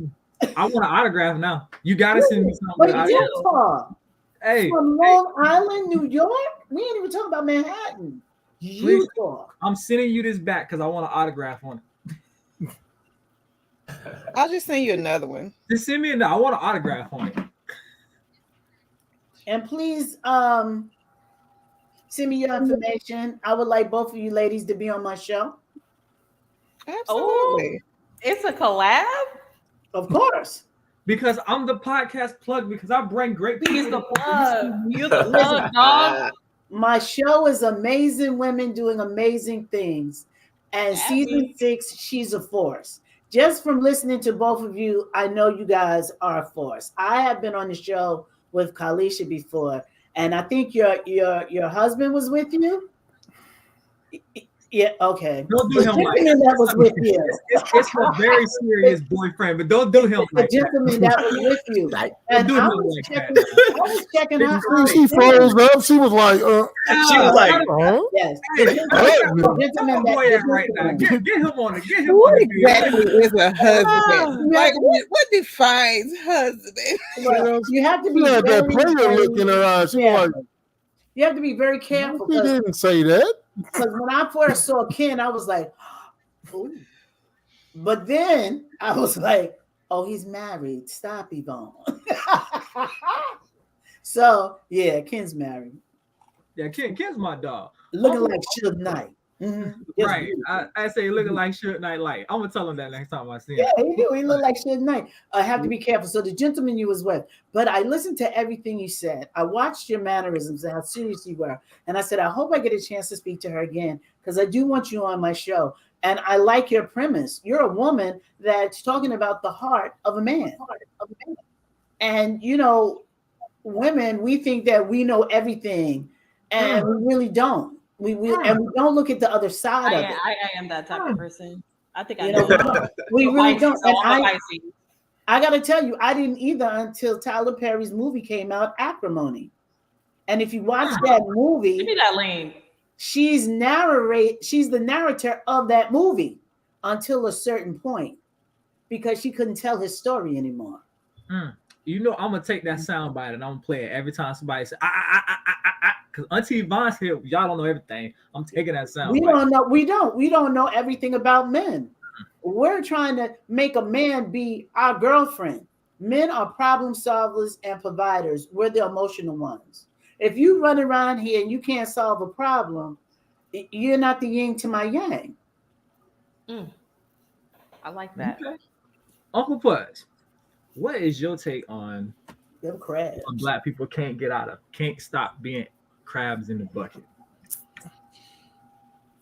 You know, I was sitting back and I was listening to everybody, and it got me to thinking. All of us, at one point in time, actually experienced that somebody that looked like us tried to pull us down, keep us down, did something to try to impede our progress. I'm pretty sure I myself have experienced that, personally, and I'm pretty sure you have, Jody, whether it be at work or in your personal life, in your family or something. Somebody Black tried to do something to you that stopped you from going where you was going. And then I thought about how many times have we encountered Black people that uplifted us and helped us along the way. And if you think about it, I'm pretty sure we might have met more Black people trying to help us than hurt us. So the narrative that us as a community, as a whole, our crabs in a barrel, the majority, that's a false narrative. That's only a minuscule part of our community. Because honestly, I dabble in all communities. I've always have since I was younger. And I've seen white people snake each other like crazy. I mean, like family members. They snake grandma for her check. Like, like, damn. Like, hey man, that's your grandma. I don't give a fuck, bro. Like, damn. Like, damn, they got Mimo. Man, or you know, they Mimo. treat They got me. you know, treat their moms bad. You know, like crazy. It's like they will do it. I mean, hell, you'll see it on the news. Like, I don't know if y'all know who Tom Benson is or was. Tom Benson was the owner of the New Orleans Saints, or it still is. I think he's still alive. And he also owns a lot of property downtown, you know, New Orleans. You know, he was married. So he put in his will, you know, when he died, you know, everything transfers to his wife, you know, which it should, you know, because whatever. You know, his own kids took him to court and tried to have him declared mentally incompetent because of that. And these is his kids. Now, I'm pretty sure my man and broke them off a nice chunk of change. You know, they gonna live, they ain't never gotta work. But they wanted it all. Like, everything, didn't want the woman to have nothing. So I'm like, dang, how you gonna snake your own pops like that? You know, they had him going to psychiatrists and everything, and all the psychiatrists found him mentally competent. And I'm like, that's messed up. I don't see that like that with a lot of black people, you know, I deal with. Yeah, I've come across some, you know, some crabs in the barrel, but not too many. Most people I ran across was, you know, encouraging, or we could collaborate, we can talk, we can do stuff together. They will help me out, I will help them out. You know, I would share information, they share information with me. So it's like hard for me to say as a whole, you know, we are like that. I think that is something that was put out to make us think that. Yes, there has been trauma, as Pastor Ball said, there's been trauma from way back that is filtered down through the generations. That's true. But on a whole, like, think about it. You've heard of Black Wall Street, right? Mm-hmm. But you only heard of Oklahoma's. In fact, there was more than one Black Wall Street across America, but they only tell you about that one. They don't give you the complete picture to show that we was thriving across the country. Mm-hmm. You know, you from Florida, so you heard of Rosewood. You know about the Rosewood Massacre. There was many Rosewoods across this country, but you only hear about that one. They scale it down to diminish our greatness of what we can accomplish. Of when we sit, think about this. If we crabs in a barrel and we ain't shit and we can't do shit, then why are they scared to give us reparations? Think about that. Because they're afraid that if they give us that money, we're going to figure it out and put it together and take this motherfucker over. We made it through slavery. Exactly. Think about this. We're the only people walking this motherfucker that can, go through some hard times and come out on the other side unscathed. We know how to survive hard times. Shit, lights finna get cut off. Hey, we don't panic. We make it happen. We find a way. Goddamn, ain't enough food in the fridge. Shit, we got some spaghetti, butter, salt, and pepper. Boom. That's it. Should we eat some mustard sandwiches, mayonnaise sandwiches, bread, no meat, no. But think about this. Think about this. Slavery. A woman gives birth. She gives birth at 8:00 in the morning. She finishes giving birth around 10 a.m. They clean her up. They clean the baby up. She gets a chance to give the baby its first meal from her breast. By 11:30, she's back in the field. There was no maternity leave for her. And she lived to conceive again. That's what I'm saying. We know how to go through the rough times. We know how to deal with it. When they say, hey, man, you broke or going broke, they don't frighten us because we know how to deal. It's these other cultures. When I'm broke, the bills are done. They jumping out of windows. They blowing their brains out, doing shit like that. Being struggling ain't nothing new for us. I don't worry about the light bill till I get that pink one. Thank you. Exactly. We put a little something on it. Keep putting a little something on it. Right. Until that pink one comes, then we kick it in. Yeah. But that's what I'm saying. They put that out there, and I don't know who they is, but there's somebody, media, whoever, that we like this. Because think about it. Like the lady, she just left. She said we'll share violence. Yeah. Yeah, Kalisha, we'll share violence. We'll share twerking. But that ain't all of us. That's just a small portion. And it makes it seem like it's most of us. Because when I see the twerking and the violence, I just scroll past it. I don't want to see that shit. I'm like, whatever. Twerking on that TikTok. Yeah, like we are so much better than what they try to make us out to be. And the thing is, they convinced us that we're not as good as we are. Sounds like. Yes, because if you look at the picture that they put on Facebook of the men in the 40s, now these men ain't had two nickels to rub together, but they had on dress pants, dress shoes. They didn't have a suit, but they had a sweater. They had a dress shirt and a tie and a hat. Now, I am so sick and tired of seeing dirty BVDs. Because they have sold that to our young people that is fashionable. And when you try to tell young people where that comes from, they don't want to hear it. Oh, I know it's jail mentality. No, honey. That comes from buck breaking. That comes from the slave owner hitting that man, making him wear his pants like that to let other slave owners know he is available for this. But who sold it to our young people? Our black celebrities. We did. Yeah, for sure. Our black celebrities. Absolutely. And that's what the problem is. Yes. We got to stop looking towards them as guidance, because I swear, people will fight you if you say something bad about Beyonce. Like, that chick don't know you. Because they don't have an auntie, they don't have an older sister, they don't have a mom that they can look up to, so they have now gravitated to celebrities.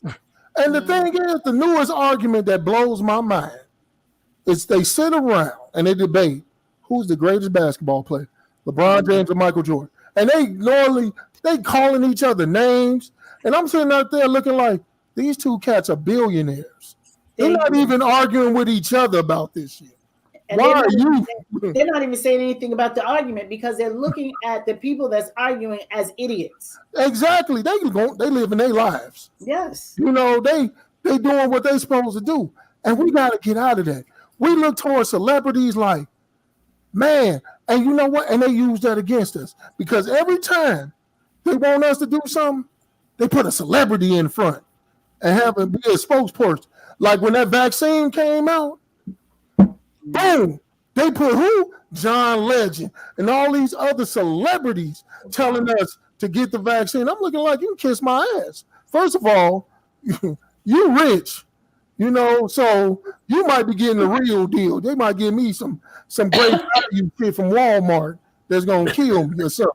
I ain't got time for it. Every time they want us to do something, they put an entertainment in front to tell us. When they want to do something, they don't put nobody. White people don't put out you don't see. Oh, yeah, they do. Yes, they do. They put out the Surgeon General. Yeah, that's what I'm saying. That's who they'll put out. Surgeon They'll General. put out somebody who has information that is supported by science. They don't put out Mel Gibson though. They don't trot out Mel Gibson to talk to. They don't trot out anybody. They, like you said, the Surgeon General. This is supported by facts, but for us, we got to stop that because I'm gonna tell y'all. I just read something. Robert Johnson. Anybody know who Robert Johnson is? He used to own the Bobcats and BET. There you go, founder of BET. He had a plan of how reparations should go. This man sat his monkey ass there. Yeah, I call him a monkey. And said each black person in America should receive $350,000 over 30 years. Mm-hmm. As for reparation, I said, hold on, let me break this down. Man, that's a fucking extra $1,000 a month. The fuck am I gonna do with that? And he's a billionaire, first of all. So why are you speaking for me?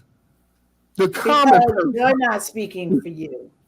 When you don't speak for you, then you have stepped to the side and you've allowed somebody else to get to the mic. I'm a speaker by trade. That's what I do. I speak for a living. If I'm on a panel with women and somebody's up there, hey, and I start talking because that's what I do. Thank you. I've been running my mouth for the whole time. So running my mouth isn't a problem. It's running your mouth and not having anything to say. That's the issue. Exactly. Now, the thing is, we don't speak for us. So don't get mad if somebody decides I'm going to be the spokesperson. And nobody said to him, you know what? I don't want you to be the spokesperson for me. Bingo. I don't want $350,000. I don't want an extra $1,000 a year. What I want to do is I want to create wealth. And what I want to do is create a trust. I want to get insurance to put underneath that trust and use that trust as a bank. From that bank, me and my family are going to buy houses. We're going to do laundromats. We're going to do franchises. Exactly. And then we're going to do LLCs. And then we're going to buy a car under 3,000 some odd pounds or whatever my nephew said. And all of that's going to be to the business, not to me. See, we're out here working 40 hours a week, putting $100 aside a month, thinking that one day, just one day, I'm going to be okay. No, you're going to create wealth, generational wealth. And how you do it is by taking the money that's already in this country, using it for you wisely, and teaching your family how to do it. Bingo. Exactly. And I believe that what we do is we put those who have the most coin, and we say they have the loudest voice. Yes. Exactly. So you know, it's like somebody who does not have the platform, and now we follow that voice because they have to be right, because we base success on riches. I ain't say wealth. There's a difference between being wealthy and being rich. Yes. And so those that have the riches, because we idolize that stuff, you know, our young people, everybody's chasing the bag. I'm not saying don't chase the bag. Don't go out there and get what you can get. That's going to put your family in a better position. But when it comes to people speaking, we're looking and saying, oh, that person has to be right because they got 7 zeros in their bank, 8 zeros in their bank. So what they say is bond. And that's not the case. You know what I'm saying? Like, there's a bunch of people, there's a bunch of voices that are saying things, that are moving things in circles that may not be moving the multitude. You know, like I move multitudes where I'm at. Y'all move multitudes where y'all at. And all it takes is for us to keep generating multitudes where we are. And then those multitudes become a bigger voice within the bigger grand scheme of things. And now we can now affect change and do something different because we started where we are, instead of saying I have no voice because I have no money, or I have no position, or I have no authority. And you do have a voice. And I'm teaching my son that now. He's 16, and I asked him a question yesterday about why he didn't want to go on his trip. He's a senior, and I'm like, why you don't go on your senior trip? Oh, I heard they said it wasn't cool. It wasn't fun. I said, who's they? Who in your class went on this trip last year? Nobody. They all was juniors last year. So the moment you start allowing somebody to think for you, they're going to think what's in the best interest of themselves. And I was like, I just want you don't have to go to the thing, but make it based off of what you want to do, not because of what you heard somebody else say. Because now you're going to always be dependent on them to think for you, and that strips you down, strips your value down, strips your voice down, and you just become another dude out here following the crowd instead of being your own man and things like that. So exactly. That's what I tell my boys. I'm like, don't ever listen to somebody. Everybody has different opinions and different perspectives. Mm-hmm. What they don't like, you might like. Absolutely. What you like, they might not like. So if you hear, well, that wasn't good, go see for yourself. Because there's been plenty of times people say, this movie sucked or that movie sucked. And I go watch it, I'm like, I liked it. I Hey, enjoy You it. know, like, what's wrong with it? You know, you got to experience it for yourself. Don't follow people. And we need to stop that. We need to stop following these celebrities because I don't care what they get up there and say. And I'll take you back to Will and Jada before all this craziness that they did. When Trump was in office and he gave them tax breaks, you know, to the rich people, Will and Jada stood up there. We don't need no tax breaks, you know, blah, blah, blah, blah, blah, blah. So my question was, okay, cool. Are you going to donate the money that you saved to people? No. They kept that money, but you said you didn't need no tax breaks. The extra money that you got, did you give it to somebody? Did you, do something with it? No, you didn't, but you were just saying you didn't need it. It's the haves versus the have-nots, period. But they keep us divided as a people. Black people, white people, Asian people, by telling them, well, this group over here is doing this, it's stopping you, and that group over there is stopping you. You know, for many years, we've heard illegal immigrants are stealing our jobs. And when you sit there and think about it, be like, what damn jobs are they stealing? Right, because I'm not cleaning bathrooms. They're not stealing my job. I'm like, You know what I'm illegal immigrants. It ain't like they can go perform open heart surgery. You know, shit like that. So what jobs are they stealing? I'm not working at McDonald's. That's not my job. They out there picking fruit That's right. and all this other stuff that don't nobody else want to do. Listen, But we've been conditioned that, hey, they stealing our jobs. No, What they're jobs? not. Listen, They're if not. I hire a roofing company and too many white people show up, y'all can go back. You know, so we gotta, as a people, we gotta shed all this nonsense that they keep pumping into us. You know, keep pumping into us. Like, you still haven't never heard a phrase. Why do we hear black on black crime? Like, that's it. Only black people kill each other. You know, we only ones out here murking each other and doing all this shit to each other. You never hear white on white crime, Hispanic on Hispanic crime, but you always hear black on black crime. You know, they pump that into it. I'm like, if you look at the statistics, white people are the motherfuckers that's doing all the bad shit. And that's per capita. But we have allowed them. We've allowed them to perpetuate this, and we have grabbed onto it. Yeah. You know, we vacillate back and forth whether we want to use the N-word. And then we say, well, you know what? We have made it a term of endearment. You can't call me a term of endearment when that word was made to degrade me. I don't care that you say it amongst each other, and then you get mad when someone outside of our culture says it.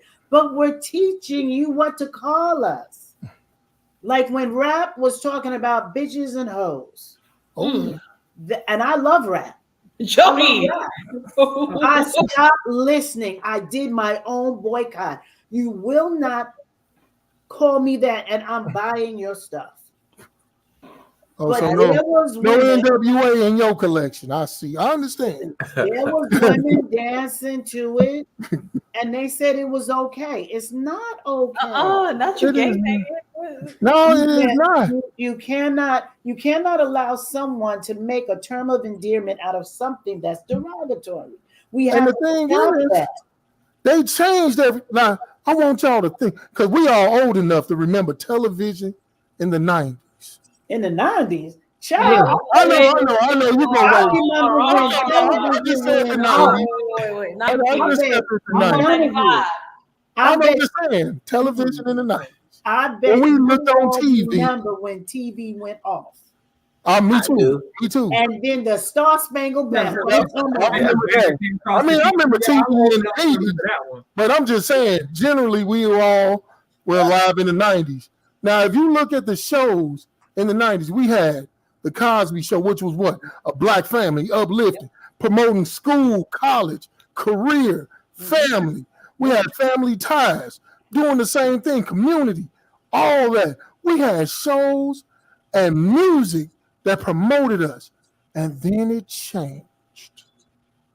Now we got the Real Wives of Hotlanta, Beverly Hills, all this other that's ratchet, that just promotes all this garbage and nonsense. Don't forget, You know, the music, even the music is garbage and nonsense. Let it happen. The entertainers that they got out, Little Uzi, Little Yachty, anybody little. Anybody little baby. Man, But they got trash.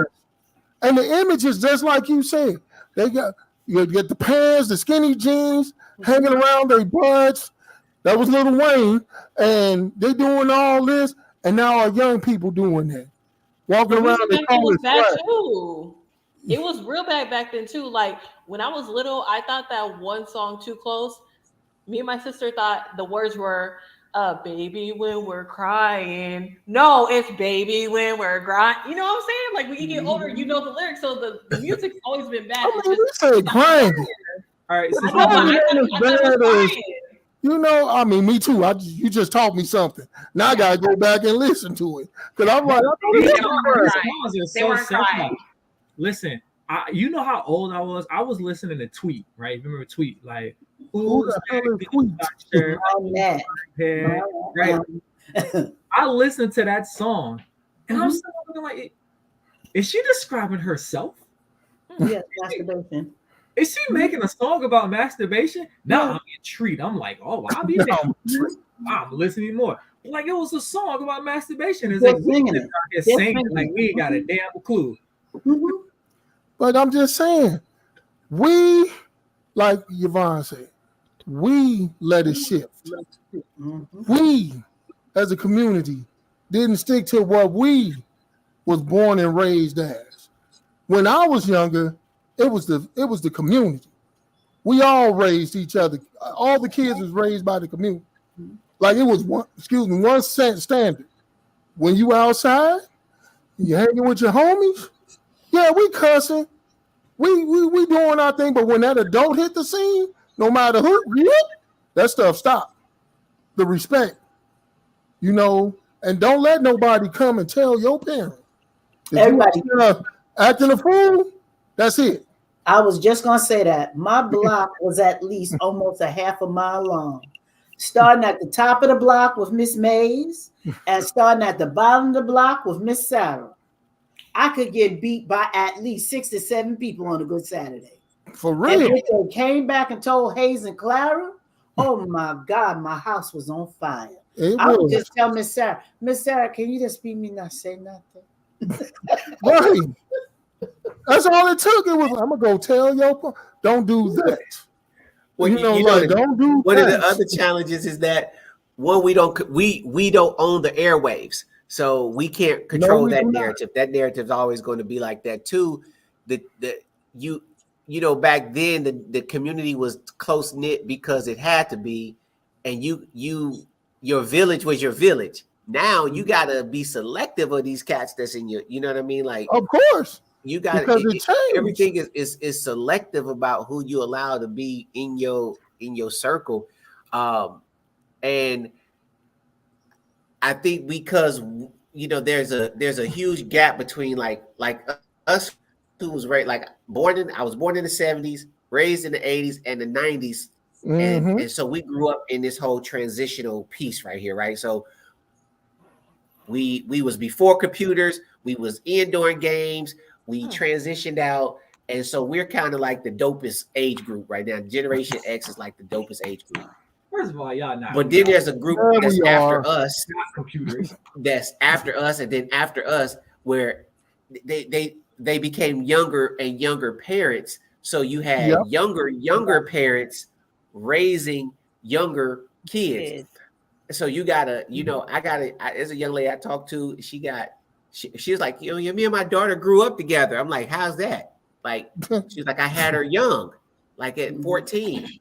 So now that she's 30, her daughter is 16. You know what I'm saying? So like that, and she like they have that bond. So now I'm trying to treat you as a friend as opposed to treat you as a parent. And then you get all these dynamics with school and education and all this other stuff. Which we could be a whole nother topic on a whole nother day. But I see, real. Jody put something in the chat over here, so I'm just gonna be trying to be mindful that I don't go down this rabbit hole. And right, it's not. We can touch on this next week. Listen, because this is a real deal conversation that we need to have. We got something. I got something in the books. Don't worry about it. But listen, right? We about to head out. You know what I'm saying? But before we head out, we always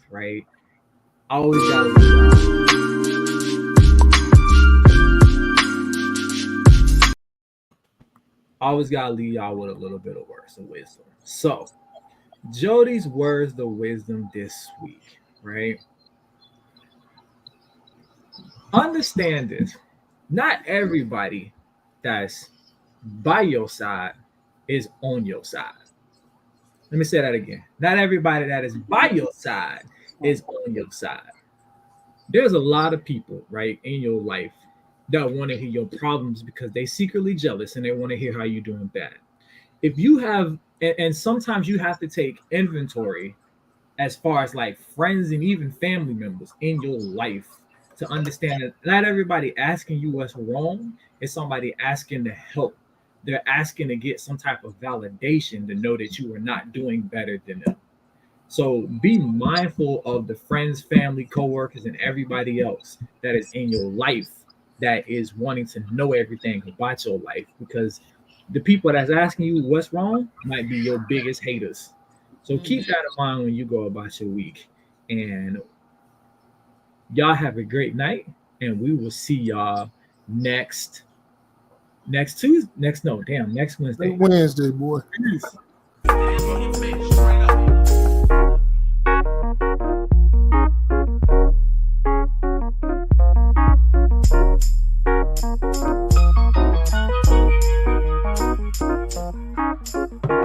Tell 'em I ain't mad if they know.